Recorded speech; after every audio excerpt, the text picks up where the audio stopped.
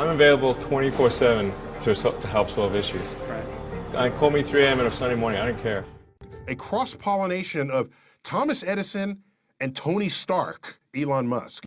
Were you a little naive when you thought I can easily build an electric car and a rocket? I didn't think it would be easy. Like I said, I thought they would probably fail.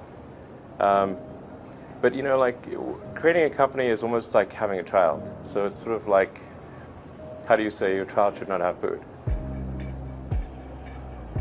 So once you have the company, you have to feed it and nurse it, and take care of it, even if it ruins you.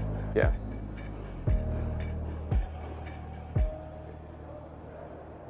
But suppose there were some tough times in 2008, end of 2008.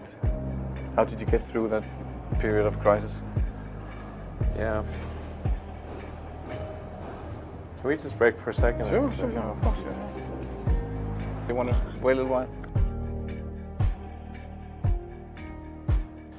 Man, I sure hope it was worth it. Sure hope so. Pardon me? Sure hope it was worth it. It's everything. And I was borrowing money from friends to pay the rent. Well, I mean, Tesla really faced a severe threat of death due to the Model 3 production ramp.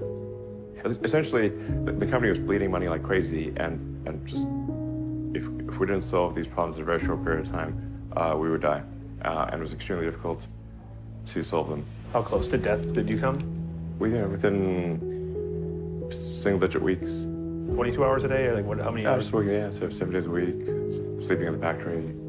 I worked everywhere I worked in the paint shop, general assembly, body shop. You ever worry about yourself imploding? Like it's just too much? Absolutely. No one should put this many hours into work. This is not good. People should not work this hard.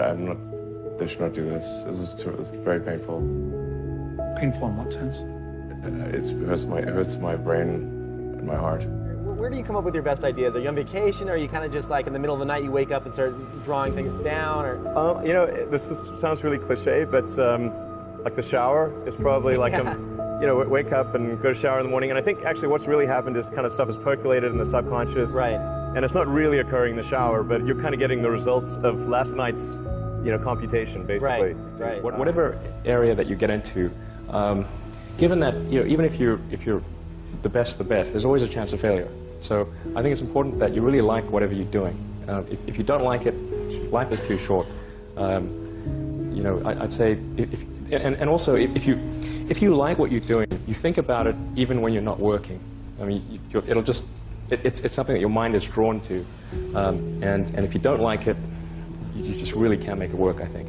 When you had that third failure in a row, did you think, I need to pack this in? Never. Why not? I don't ever give up. I mean, I'd have to be dead or completely incapacitated. Starting a business, I'd say, number one is have a high pain threshold. That's it. There's a friend of mine who's got a good saying, which is that starting a company is like eating glass and staring into the abyss. Okay, that's generally what happens, because when you first start a company, there's lots of optimism and things are great, and then so happiness at first is high. Then you encounter all sorts of issues, and happiness will steadily decline, and then you'll go through a whole world of hurt. And then eventually, if you succeed, and in most cases you will not succeed, and Tesla almost didn't succeed, came very close to failure. Then if you succeed, then after a long time you will finally get back to happiness. I think too is you got to make sure that whatever you're doing is a great product or service. It has to be really great. And I go back to what I was saying earlier, where if you're a new company, I mean, unless it's like some new industry or new market that, if it's an untapped market, then you have more ability to, the standard is lower for your product or service. But if you're entering anything where there's an existing marketplace against large entrenched competitors, then your product or service needs to be much better than theirs. It can't be a little bit better, because then you put yourself in the shoes of the consumer and they say, why would you buy it as a consumer? You're always going to buy the trusted brand unless there's a big difference. So a lot of times, you know, an entrepreneur will come up with something which is only slightly better. And it can't just be slightly better. It's got to be a lot better. Number 3, I'd say, is constantly seek criticism.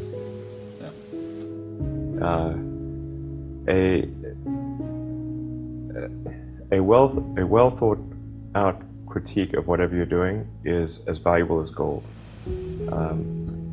And you should seek that from everyone you can, but particularly your friends. Usually your friends know what's wrong, but they don't want to tell you because they don't want to hurt you. So lift you up, sort of.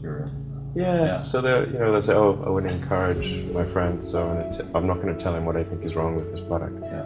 It doesn't mean your friends are right, but very often they are right. And you at least want to listen very carefully to what they say. And to everyone, if you're looking for, basically, you should take the approach that you're wrong. You know, that you, the entrepreneur, are wrong. Your goal is to be less wrong.